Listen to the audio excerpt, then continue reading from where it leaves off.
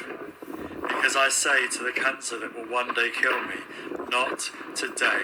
Nathaniel Dye is throwing himself into fundraising and raising awareness.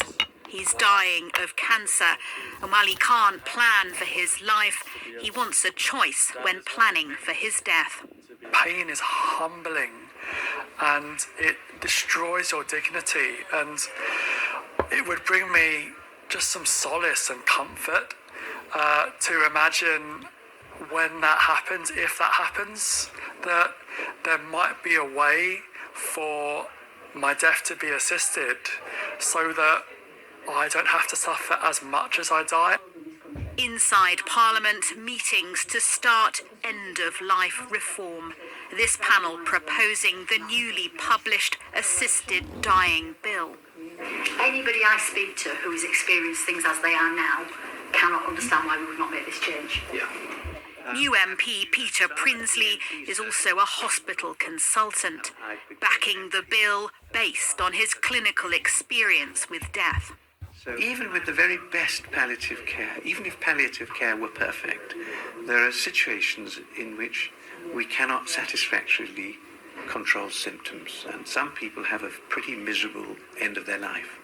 And I think this opportunity to give people this choice will be reassuring to individuals and also to their families. But many aren't reassured.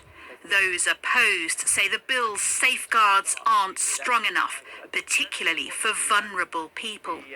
I don't think we can ever do this safely. We all know that suffering is not restricted to terminal illness. People with chronic illnesses can suffer very badly as well. So why shouldn't they be eligible? And so you can see how the criteria can change. Safeguards can easily be portrayed as barriers to care. There is agreement palliative care provisions patchy and too many suffer difficult deaths, but the politics at play are also challenging. Let's get a bit more on our main story, the backlash that we've seen over Donald Trump's nomination as Health Secretary. BBC Verifies Merlin Thomas looks now at the controversial claims he's made in the past. As Donald Trump prepares to enter the White House, those he chooses to bring with him will have an impact on millions of Americans. Robert F. Kennedy Jr. has been nominated as Donald Trump's health secretary in his second presidential term. This is what Trump said about RFK Jr. in his victory speech. Robert F. Kennedy Jr., he came in, and he's going to help make America healthy again. RFK Jr. is an environmental lawyer and part of the Kennedy dynasty. He's been a vaccine skeptic for nearly 2 decades and has shared misinformation on a range of public health issues. Now, one of his main false claims, repeated in a 2023 interview with Fox News, was that autism comes from vaccines.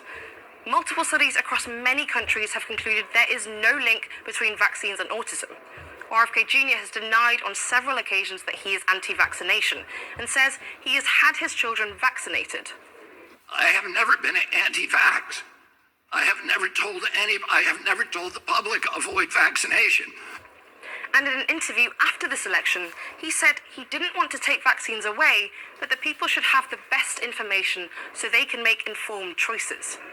During the pandemic, RFK Jr. was also a critic of restrictions to limit the spread of COVID-19.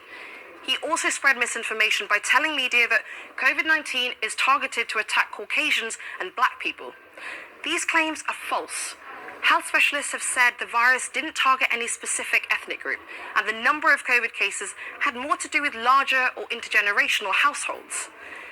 RFK Jr. has also long campaigned against fluoridated water. Now, fluoride, a naturally occurring mineral, is added to water supplies in many countries, and it's long been recognized to protect teeth against decay. In his post on X, RFK Jr. said fluoride is associated with several health issues, including arthritis, bone cancer, and neurodevelopmental disorders. But experts we spoke to say the research he cites doesn't relate to the very low levels of fluoride in drinking water. Now, the big question is whether his appointment will be approved by the Senate, and if so, how will RFK Jr. govern?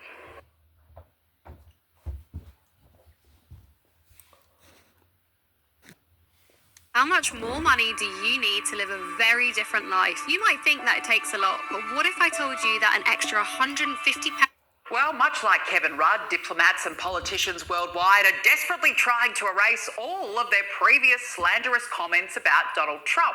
In the UK, the now Foreign Secretary David Lammy wrote in 2017, "If Trump comes to the UK, I will be out protesting in the streets. He's a racist KKK and Nazi sympathiser."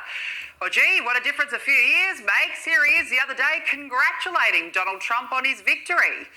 Something raised by the leader of the opposition, Kemi Badenoch. I would like to start by congratulating President-elect Trump on his impressive victory this morning. The Prime Minister and the Foreign Secretary met him in September.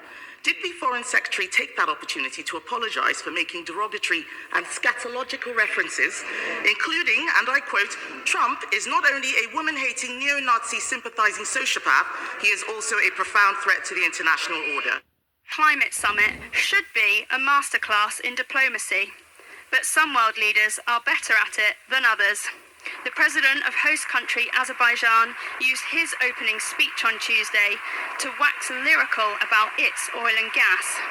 Many other important criteria which should be a basis for kind of evaluation of the country's performance, but not the country's natural resources, which are the gift of the God.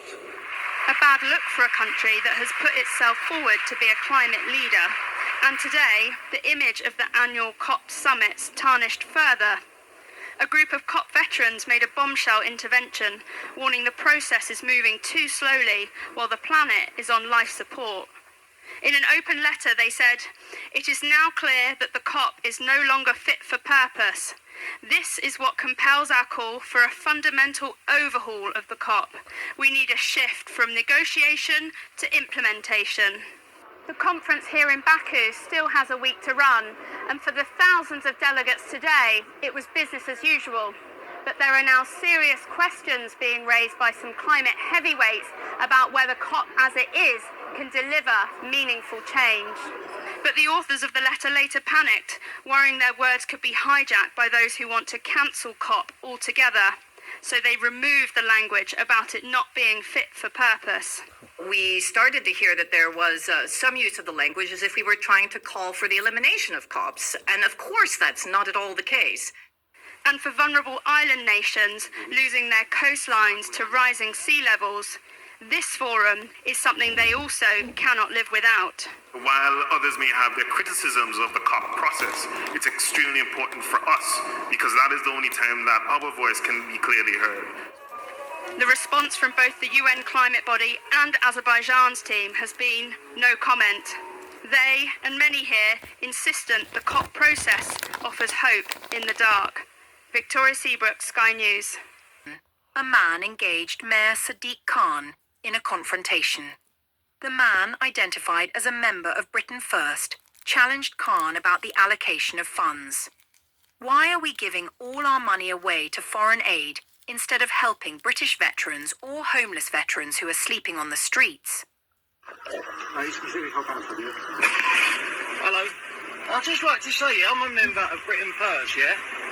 Why are we giving all our money away to foreign aid and stuff like that? Why are we not helping veterans, the homeless veterans that are sleeping on the streets? So I'm asking you a question. Why are you walking away? That's downright rude. Sadiq, what's wrong with you, man? Listen, I'm not going to chase after you because that's not me. But why are you letting our country go to such a shithole that it is at the moment? Look after our own people. This is England. This ain't Bangladesh. This ain't Pakistan. This is England that we're living in. That's where we are, okay?